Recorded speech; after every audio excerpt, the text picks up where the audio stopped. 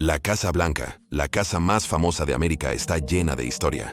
Aparentemente también tiene fantasmas. 3 fantasmas aterradores acechan la Casa Blanca.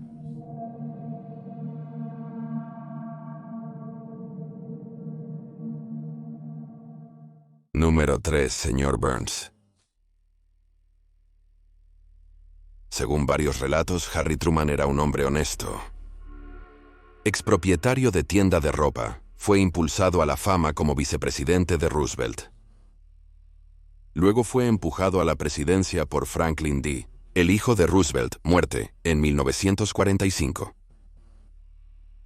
Truman era un hombre valiente, reconocido por su franqueza y administración directa. Así que cuando empezó a informar que veía fantasmas alrededor de la Casa Blanca, la gente no pudo evitar tomarlo en serio. Truman empezó a tener experiencias paranormales en 1946, cerca de un año después de tomar posesión. Mientras su esposa, la primera dama Bess Truman, estaba fuera de la ciudad, Truman fue despertado por un golpe en su puerta en medio de la noche. Un golpe a altas horas de la noche. El ruido de una puerta abierta o un presidente es común. Así que Truman se puso su bata y pantuflas y fue a responder. Cuando abrió la puerta, se sorprendió al ver que no había nadie allí. Después de mirar por los pasillos y no ver a nadie, cerró la puerta, la cerró con llave y volvió al interior de la residencia de la Casa Blanca. Mientras volvía a la cama, escuchó pasos que venían de la habitación de su hija. Truman estaba confundido porque su hija Margaret había estado con Bess en su viaje. Después de revisar la habitación y no encontrar a ninguna alma viviente a la vista, Truman llamó al servicio secreto para que revisara el lugar. Preguntó si alguien había estado cerca de sus aposentos esa noche, pero el servicio secreto dijo que nadie había estado en la residencia toda la noche. El agente sabía esto porque había estado vigilando la única escalera durante horas. Desconcertado, Truman escribió a su esposa sobre su experiencia. Bromeó diciendo que Bess mejor venga y me proteja antes de que algunos de estos fantasmas me lleven. Al asumir el cargo, los presidentes generalmente eran informados sobre el estado de la nación por sus principales asesores, pero obviamente a Truman no se le informó sobre la historia embrujada de los Estados Unidos. Solo se le informó sobre la historia de la Casa Blanca. Porque si lo hubiera estado, le habrían dicho que no era el único en experimentar tales cosas. El antecesor de Truman, FDR, también presenció un fantasma en la Casa Blanca.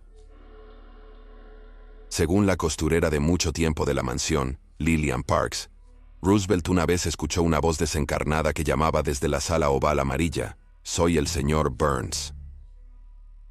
Roosevelt le dijo a un guardia: «Soy el señor Burns, soy el señor Burns». Tras el incidente, el guardia confirmó haber oído mi voz. Una vez el agente dijo, pensando que era entonces el secretario de Estado James Burns, fue a investigar, solo para no encontrar a nadie alrededor. Y ciertamente no al secretario de Estado, quien no se había registrado en el escritorio de seguridad ese día. Pero en lugar de imaginar al señor Burns de los Simpsons merodeando por la Casa Blanca, imagina en su lugar a David Burns, un hombre fanfarrón, intolerante, desagradable, terco y agrio, con un abrigo de granjero del siglo XVIII. Burns fue uno de los primeros residentes de lo que se conoció como Washington, Distrito de Columbia. Su familia poseía vastas extensiones de tierra en toda la zona.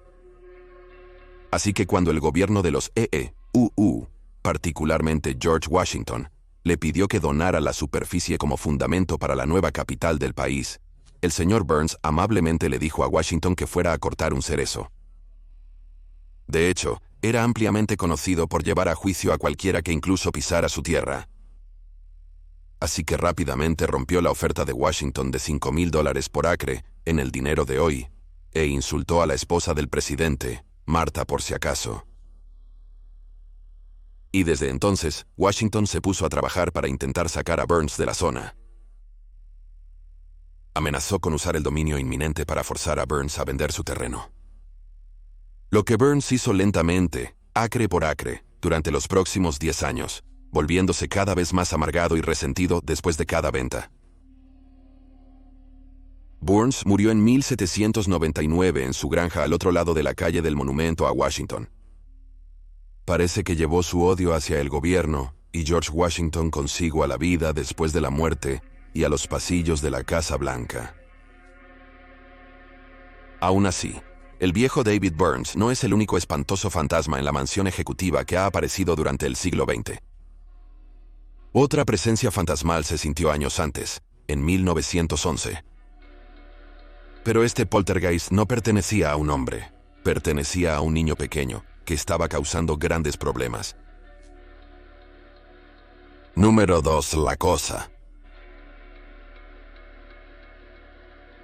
El presidente William Taft era un hombre grande. Era grande en política exterior, grande en legislación antimonopolio, e incluso era grande en baños. Por eso comenzó a circular el rumor de que una vez quedó atrapado en la bañera de la Casa Blanca con su corpulento cuerpo. Quizás esa es una razón por la que al presidente Taft no le gustaba mucho el chisme. Y en 1911, 2 años después de su administración, los chismes volaban, que su Casa Blanca estaba embrujada. Durante ese año, el fiel ayudante militar de Taft, Archie Budd, escribió una carta a su cuñada, Clara, para contarle lo que descubrió desde que Taft asumió el cargo. Parece que muchos del personal de la Casa Blanca se han estado contando historias de haber sentido una presencia fantasmal con ellos durante sus deberes diarios. Las manifestaciones, dijeron, habían ocurrido en el nivel superior de la Casa Blanca en la residencia. Algunas criadas y mayordomos estaban tan asustados con lo hallado que pensaban renunciar a sus empleos. Una de las amas de llaves le dijo personalmente a Budd que lo que se escondía arriba se había sentido más a menudo de lo que se había visto. Así que el personal había comenzado a llamarlo simplemente la cosa. Archie también habló con un empleado llamado Sr. Johnson, que dijo que estaba en el cuarto de lavado con las criadas, cuando ella salió y gritó, habiendo sentido una mano reposar sobre su hombro. Aunque el Sr. Johnson no estaba al alcance de la mujer. Johnson también habló sobre sus colegas sintiendo una presencia, observándolos atentamente mientras realizaban su trabajo. En una instancia, el asistente personal de la primera dama se desmayó al ver la cosa. Al despertar, ella informó, captando un vistazo fantasmal de un niño entre las edades de 11 y 14 años, con cabello rubio despeinado, observándola doblar la ropa con tristes ojos azules. Aunque Archie no creía en fantasmas, encontró la historia lo suficientemente divertida como para llamar la atención del presidente, quien estaba furioso. Ordenó a Budd que no hablara más de tales historias por miedo a que los periódicos se enteraran de la historia y hicieran un escándalo de ella. Luego Taft ordenó a Budd que reuniera al personal y los reprendiera por perpetuar tales tonterías. Para aclarar, cualquiera que cuente otra historia de fantasmas en la Casa Blanca será despedido inmediatamente. En la sesión informativa de Budd, Taft afirmó que ni siquiera permitiría que sus hijos leyeran cuentos de fantasmas. Pero luego, solo le pidió a Budd más detalles del supuesto acecho, incapaz de aplacar su propia curiosidad tal vez. Subtítulos por la comunidad de Amara.org.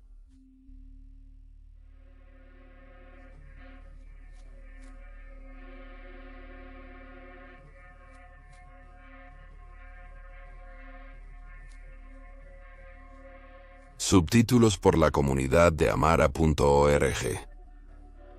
Subtítulos por la comunidad de Amara.org.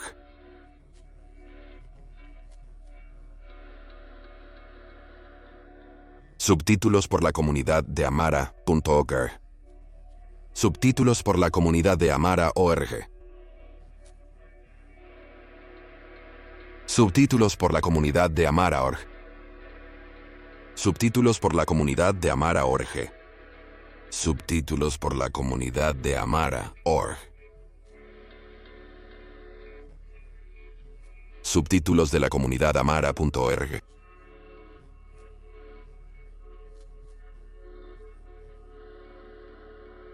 Subtítulos por Amara.org. Subtítulos por la comunidad de Amara.org. Subtítulos por la comunidad de Amara.org. subtítulos por la comunidad de Amara.org. Franklin Jr., quien solo viviría 3 días. 3 años después, dieron la bienvenida a otro hijo, Frank Robert, pero ese pequeño solo sobrevivió 4 años gracias a una epidemia de tifus. En 1841, Jane tuvo un tercer hijo, Benjamín. Benny, como ella decía, se convirtió en la favorita de su madre. El niño le ofrecía buena compañía durante los días y semanas en que Franklin estaba en la campaña electoral, postulándose para la presidencia en 1852. En noviembre, Franklin Pierce fue elegido como el 14º presidente de Estados Unidos. Después de ser elegido, pasó los siguientes 2 meses viajando por el país para conocer y saludar a los ciudadanos que lo eligieron. 2 meses antes de su inauguración, Franklin, Jane y Benny viajaban en el ferrocarril de Boston y Maine cuando uno de los ejes del tren se rompió en su vagón de pasajeros. El tren se desplazó de lado, rompiendo el acoplamiento y enviando el vagón de pasajeros por un terraplén de 15 pies. Mientras el vagón de pasajeros se deslizaba colina abajo, Franklin extendió la mano para agarrarla de Benny, pero no logró hacerlo, y el niño fue arrastrado al montón de escombros en la parte inferior del terraplén. Cuando el choque se asentó, los Pierces corrieron hacia su hijo, cuyo rostro estaba cubierto por una gorra. Al quitar la gorra, se horrorizaron al descubrir que la cara de Benny había sido aplastada en el accidente. El niño de 11 años murió de inmediato. Se decía que Jane Pierce estaba inconsolable, no tanto llorando como deambulando y balbuceando ininteligiblemente. De los 60 pasajeros del tren, solo había uno. De las 60 personas en el tren, solo el joven Benjamin fue asesinado. Unos meses después, Franklin y Jane entraron a la Casa Blanca, aún de luto. Franklin comenzó a beber mucho, lo que llevó a algunas decisiones presidenciales cuestionables en los años venideros. Pero Jane estaba prácticamente catatónica por la muerte de su hijo.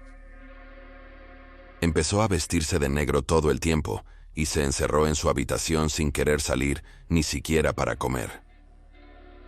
Se hizo conocida para el personal como la sombra de la Casa Blanca.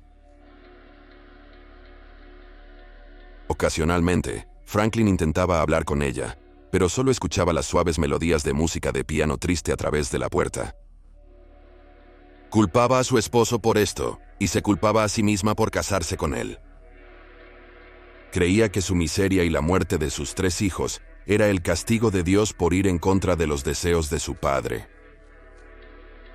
También culpaba a Dios. Después rechazó la religión. La señora Pierce escribió una carta a Hydesville, Nueva York, con conocimiento de otros maridos. Fue allí donde las 3 mujeres, Leah, Kate y Maggie, inventaron su propio tipo de nueva religión, llamada espiritualismo.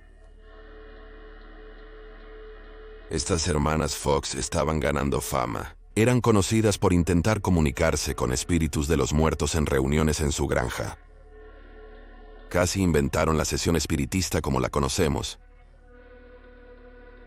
La primera dama invitó secretamente a las hermanas Fox a la Casa Blanca, donde realizaron una sesión espiritista en un esfuerzo por comunicarse con el pequeño Benny en el más allá. Hay pocos, si es que hay alguno, registros de lo que ocurrió durante la sesión espiritista.